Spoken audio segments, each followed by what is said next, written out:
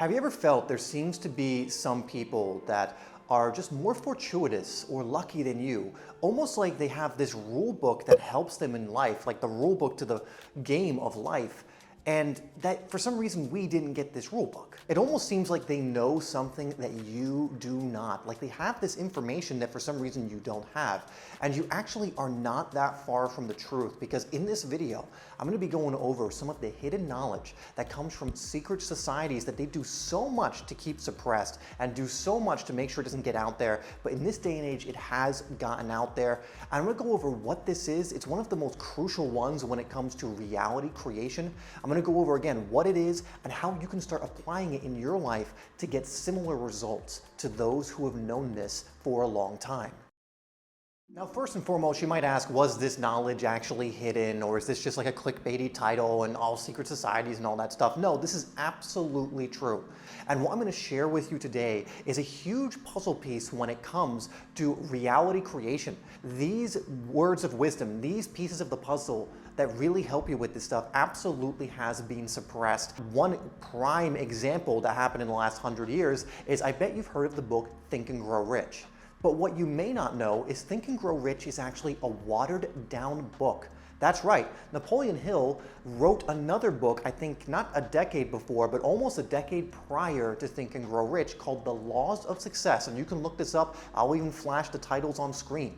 And the laws of success were so complete in telling the secret to manifestation and how to bring about your magnificent obsession and all this, that some of the elites that he learned this information from got angry and annoyed at him for revealing so much of the complete picture that they asked him, or probably more than just asked him, to pull it from the shelves and to rewrite it. And that rewritten book that is watered down is called Think and Grow Rich. And although you will achieve quite a bit with it, it is missing some of the key components from the original book that really helps the whole puzzle be pieced together. So yes, these secret societies exist. Yes, me and you were not invited into it or weren't born into the families that allowed us to be accessing these groups, but the wisdom that are contained within them have been leaked out over many different years. And so I'm going to give you something that you may have never heard of, but I'm going to give you kind of the complete picture of it and why it's so crucial to creating reality. And this is one of those big missing puzzle pieces, the one that if you do not understand,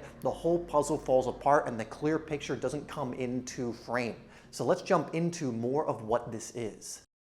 So I'm going to lead up to this wisdom by giving you an insanely powerful analogy that we actually give some of our high-paying students and clients that is really going to paint a picture of how our reality works. So I want you to imagine that your life is like a movie. So you are living the life of your movie, or your movie is your life. So you're living the movie of you. Whatever your name is, that is your movie. I want you to imagine that, like on a movie, you have a movie set, you have script writers, you have like the other actors in your movie. So you have like secondary characters. Now I want you to imagine that what you're seeing in your everyday life is literally just the script of your movie playing out. So I want to make an important distinction here when it comes to this metaphor, to this analogy.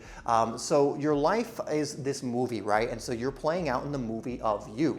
But a lot of people think that they are the character on screen instead of the actor that is playing the character. So for example, one my mentor likes to make is Daniel Craig plays James Bond. So he plays James Bond.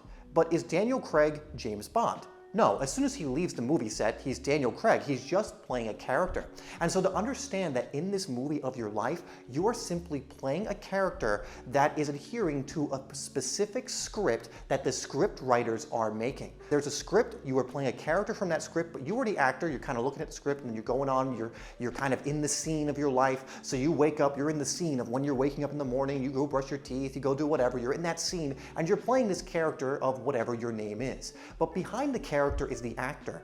And this is kind of our true selves. This is kind of our energetic selves. This is kind of our higher self, even, if you will. So just a distinction to make, you are playing a character, but you're really the actor in the same way that Daniel Craig is playing the character James Bond in the James Bond movies, but he's not James Bond.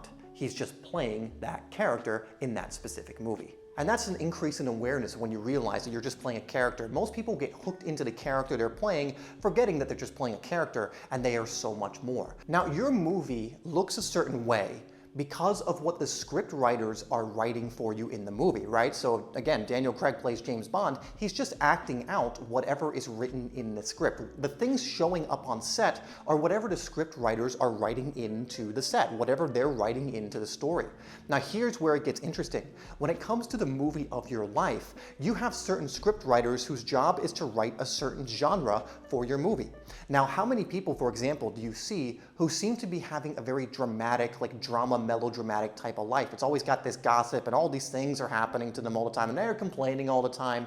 Well, the reason is because they have script writers who are writing a melodramatic script. Right? So by design, on this movie set of their life, which is your physical world, by the way, so the movie set represents your physical life, it's going to bring in people that fuel that drama. It's going to bring in events that fuel that drama. And as long as you think you're the character and it's all happening to you, you're going to get hooked into this and not know how to move on to a different set that has different script writers. And I promise I'm getting to the big part, a piece in the puzzle in just a bit. But this might actually be a revelation for you, this idea I'm going over right now. So how do you start changing your reality so that you're not living based on this drama-based script that these script writers are giving you? Now here's what most people do, is they go up to the script writers and they start yelling at them. They start trying to take the pen out of their hand and write it themselves. But this is not the way to do it. As soon as you walk away, the script writer's just gonna cross off whatever you wrote and put back in the drama script. Now, why is this? It's because the script writer at the level you're currently at, it's their job to give you whatever script you're getting. But how do we change the script? Well, it's not about trying to influence the script writers wherever you are. Well, you have to understand it's like having like a 10-story building, and on each different level of that building are different script writers that are writing completely different scripts. Okay, so I hope you're with me so far. Each of those scripts lead to a different style of movie, a different genre. So on one floor, the lower levels, you have things like a guilt script, you know, a very kind of low conscious script. You have things like a drama, you have things like a horror movie, so it's fear-based at those lower levels. But as you go up the levels in this building with different script writers, you start having action and adventure. You start having comedies. You start having, you know, profound movies that move you emotionally. So the question is, how do we move up the building? Well, it's very simple. You hook yourself out of being the character and realize that you're actually the actor playing a character.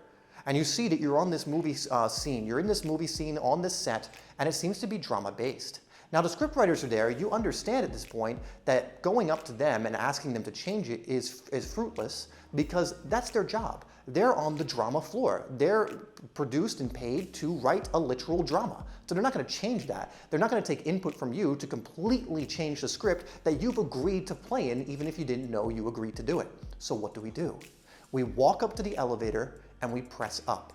It really is that simple. And this is where this missing puzzle piece comes into play.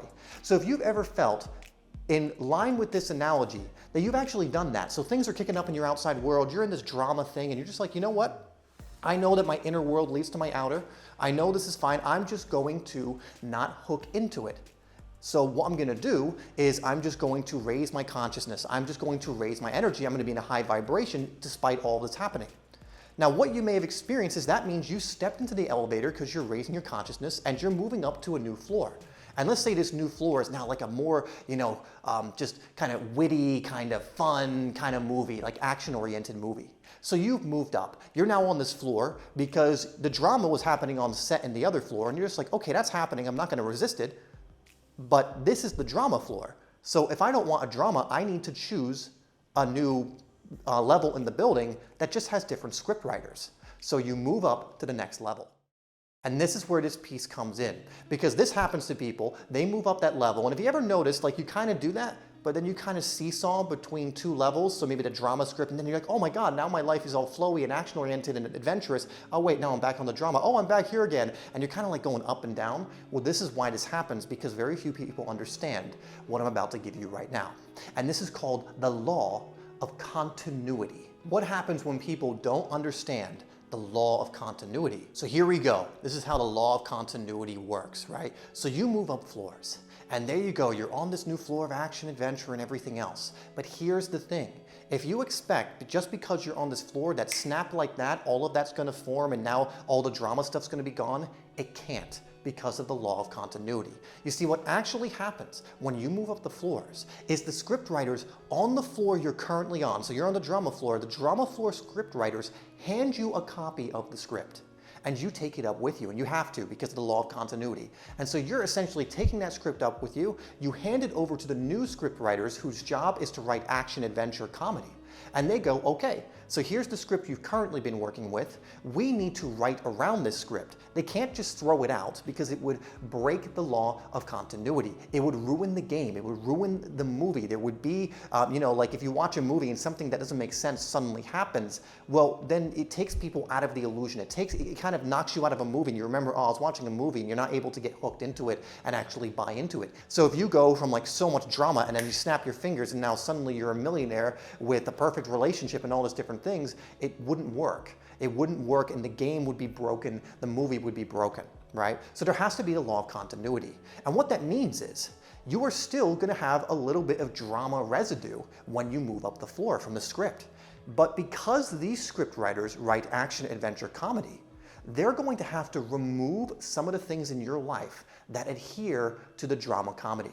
So one way my mentor puts it, let's say in the drama comedy, or that's not drama comedy, but in the drama movie, you had a boss who was just he was awful, like just the worst boss on the planet, right? So micromanaging you every second, making you angry, like just completely cold and kind of an a-hole, right? Now, why did you have that boss on the drama channel when you were playing the drama movie? Because you were on the drama floor. So the script writers wrote things in like that because you were on the drama level. It makes sense. You want drama in your life, having a terrible boss is definitely going to provide that. You want drama in your life, having a terrible partner that's not right for you is going to be that, right? But now that you're on this action, adventure, comedy floor, the script writers have to start writing out the boss, but they can't just snap their fingers and pretend the boss doesn't exist, right? So you might have to lose that job or become fired. Or if you have a partner, you may need your partner to push your buttons finally to the point where you're like, this isn't right, and you break up with them or resolve it in some other way.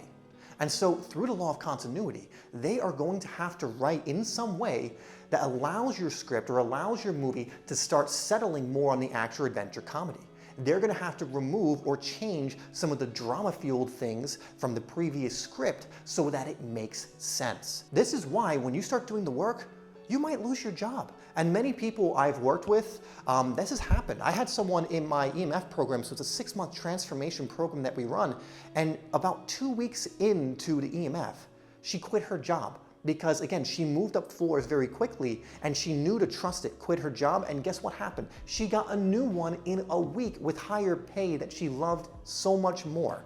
Now, why did this happen? Because she moved up floors, and instead of getting scared and going back down when she was going to lose the job and she was going to quit the job, and there would be another way that it left her, she didn't quit. She would have been fired, something would have happened, or she would have had to gone back down floors, which means lower her consciousness, which is not really a good thing to do, right, if you're trying to grow. And so what happened is she knew to quit it because she was on this higher floor, and we helped her through this. And then a new job showed up in a week. Because once that was written out of the script, it's like, oh, okay, bring her a much more relevant job for the script that she's on right now, which is the action, adventure, comedy, or whichever one it is. When you move up in the building to a higher level of consciousness, to a more fun, favorable movie, the script writers on that new floor inherit the script from the previous floor. Now, why is this so crucial to understand? It's because most people start doing the inner work, right? If you're on my channel, you may have experienced this. You're doing the meditations, you're doing the affirmations, you're feeling great now. All these things are happening.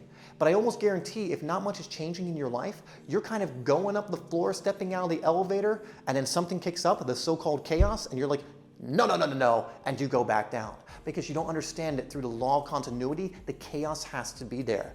And your job is to embrace it, is to understand that if chaos is there, if you're doing the work in the way that we talk about, like you're really raising your consciousness and then there's chaos, that's just the natural process of change in life occurring. It's a good thing. It's moving things around. It's changing your movie set to adhere to the new script of the script writers on the floor you've moved up to. And this is called embracing the bends and the negatives. Life can't give you what you already know for you to change. It has to bring things, break things apart, or whatever else, and do it in a way you don't expect. Or how is it change? It's not change if you can see it coming, right? Like I'm gonna go, okay, it's gonna be A to B to C. It's not how it works. It usually goes A and then it goes like to Z and then it goes to F, whatever else, because life is non-linear. And so when you learn to embrace the bends, or even better, celebrate the negative and bends, because you know that on the back end of those negative and bends, that good is coming, that if you go around the bends, you're actually further down the river, which is where higher consciousness and more of what you want is, then just embrace it. Celebrate it. Know that it's a good thing because it means you've moved up in the elevator. And in fact, if you want help understanding this idea of embracing the bends and also a full manifestation guide that goes even deeper into this, go watch this video next. Later in the video, I go very deep into embracing the bends, which is such a crucial concept to understand. And if you understand that with the puzzle piece I just gave you today, you're gonna be so much more well equipped to create your reality.